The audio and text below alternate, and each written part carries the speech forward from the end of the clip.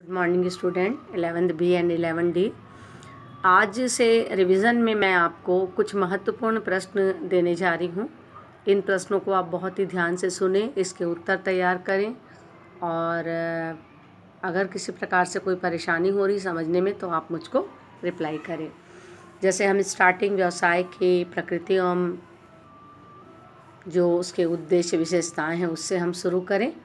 व्यवसाय की प्रकृति एवं उद्देश्य, तो इसमें प्रश्न बनता है पहला आर्थिक क्रिया किसे कहते हैं, फिर दूसरा बनता है अनार्थिक क्रिया किसे कहते हैं, फिर तीसरा प्रश्न बनता है आर्थिक और अनार्थिक क्रियाओं में अंतर स्पष्ट कीजिए।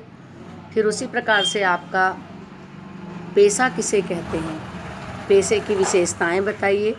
फिर आपका प्रश्न बनता है रोजगार किसे कहते हैं, रोजगार की विशेषताएं बताइए। फिर उसके बाद और भी प्रश्न आपका बनता है कि क्या अधिकाधिक लाभ कमाना किसी व्यवसायी का मुख्य उद्देश्य हो सकता है।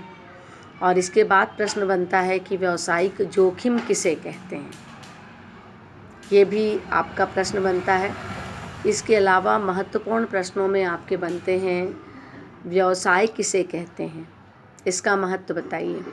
फिर आपका प्रश्न बनता है उद्योग किसे कहते हैं, इसका महत्व बताइए। इसके अलावा उद्योगों के प्रकारों को समझाइए। तो आज के वीडियो के माध्यम से मैंने आपको इतने महत्वपूर्ण प्रश्नों के बारे में बताया है। आप इन प्रश्नों को तैयार कीजिए।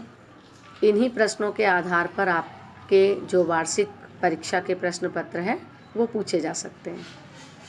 व्यावसायिक जोखिम किसे कहते हैं में व्यावसायिक जोखिम के प्रकार भी दिया हुआ है, उन प्रकारों को भी आप देख लेना। सट्टात्मक जोखिम, शुद्ध जोखिम, ऐसे कुछ प्रश्न दिए हुए हैं, तो उसको भी आप अच्छे से तैयार कर लेंगे।